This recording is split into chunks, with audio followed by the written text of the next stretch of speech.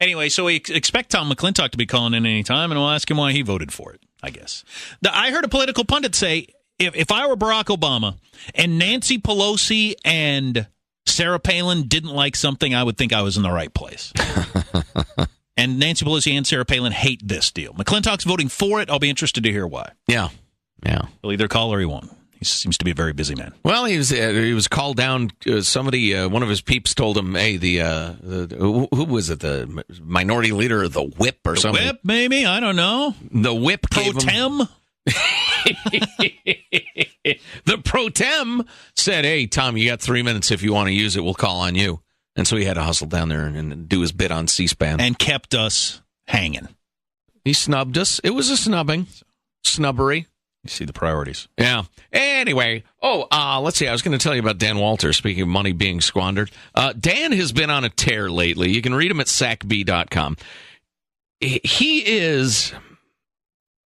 Well, if everybody in California who's intelligent enough to understand his writing read what he writes, there would be massive changes in the way the state's run.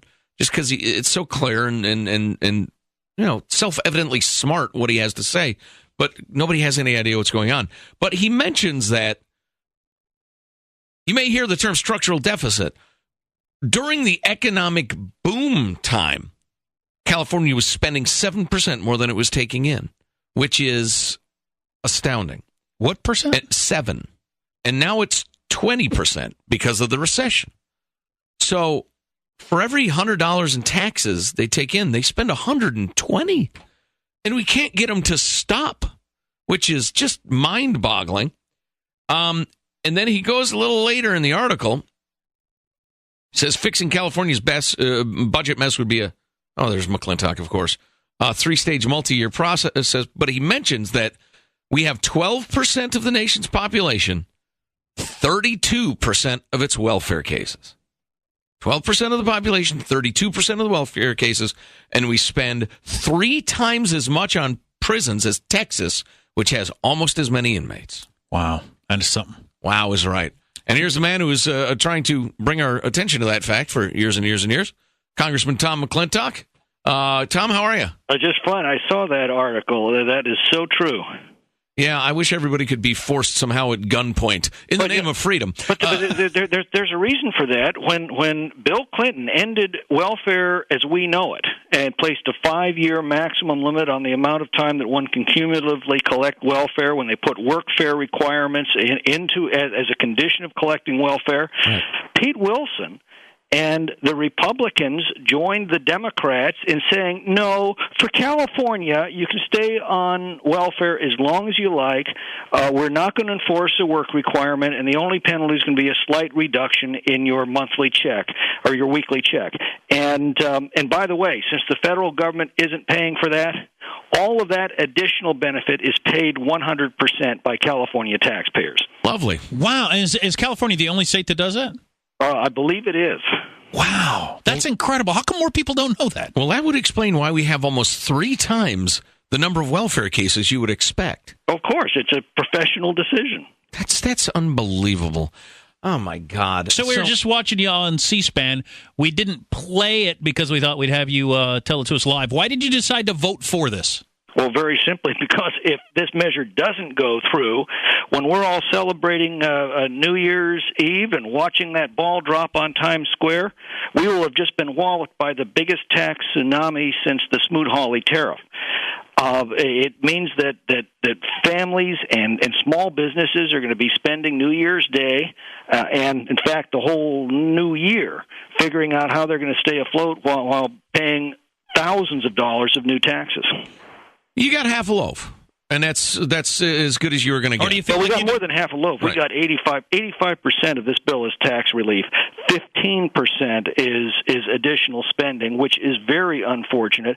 But that's something that the new House Republican majority can correct by itself. It doesn't need the president. It doesn't need the Senate to reduce spending. It simply refuses to appropriate funds.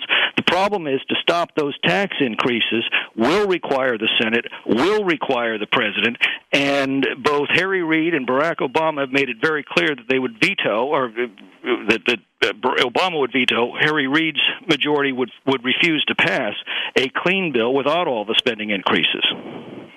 Lovely. Tom McClintock, congressman from the 4th District's on the line. We've been howling a lot today about another giant package going through with tons of earmarks from both parties. What's the deal? I thought maybe everybody had woken up to that being a bad idea. Well, you'd think that's going on over in the Senate right now, so I'm not totally focused on it yet, but I can tell you this.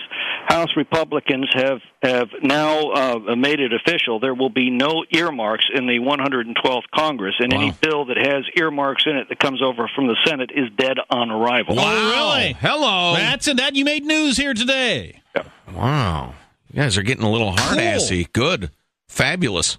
You know, do you still have that optimism, Tom, you always have about things get bad enough, people turn around? Do you feel like you, though? We just saw that happen. It took long enough, but it happened nationally. It didn't happen in California, but that's because the Republicans managed to get themselves to the left of the Democrats. Remember, in California, it was the Democrats who campaigned against the Republicans for the biggest tax increase by any state in American history. It was the Republicans who were attacking the Arizona immigration law. Why would we be surprised that Republicans didn't do very well?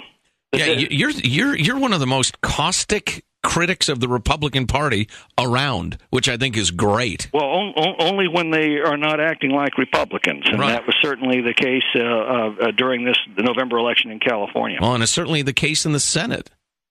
Right now, it's terrible. I thought it was interesting that Washington Post poll came out the other day that 70% pretty much across the board approved of this bill that you just voted for a few minutes ago. 70% of Republicans, 70% of Democrats, 70% of independents all were for it. But Nancy Pelosi and Sarah Palin were against it. What does that mean?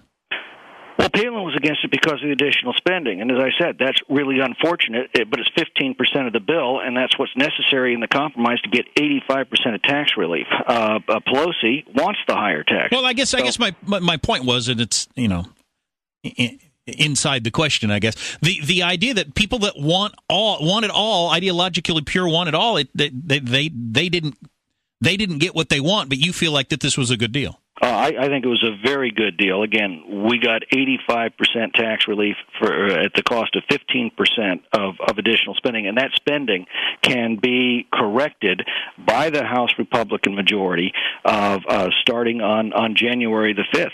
The flaw is unfunded spending, and that can be corrected if the House majority simply does what it's already promised to do, and that's place our nation rapidly back on a course toward a balanced budget. It's able to do so. It's anxious to do so, and I'm willing to stake my reputation on that. We've also been pointing out the accounting trick of saying not increasing taxes adds to the deficit. That's confusing to me. Well, that comes from the standard assumption that you see on the left that the government owns your money and you should be grateful for how much they let you keep. There was a state senator years ago on the Senate floor who rose up and said that specifically. He says, "What makes you think people's taxes are too high? Look at how much we let them keep." When I was debating Antonio Villaraigosa, who was then the Democratic Speaker of the Assembly, he's now the mayor of Los Angeles. We were running huge surpluses that year. This was in the late 90s, as I recall. I was debating him on reducing the car tax, and the moderator of the debate on the radio says, "Well, Mr. Speaker, we do have these huge surpluses. Aren't you going to return some of that to the people?" And his response, without dropping a beat, was, "Well, we do return it to the people when we spend it for them." Wow! Thank you, oh wise one.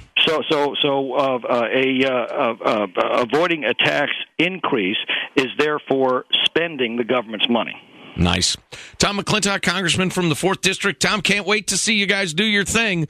I just pray y'all do it come the new year. Thank you very much. All right, Tom. Thanks.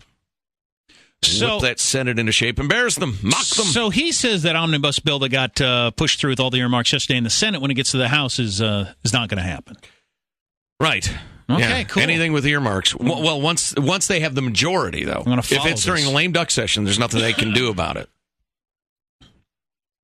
Well, do they need? Is it Yes. What's it take to approve this? 50 plus 1, or is it a 2/3? I think it's just a majority. I never know what's a 60. I never know.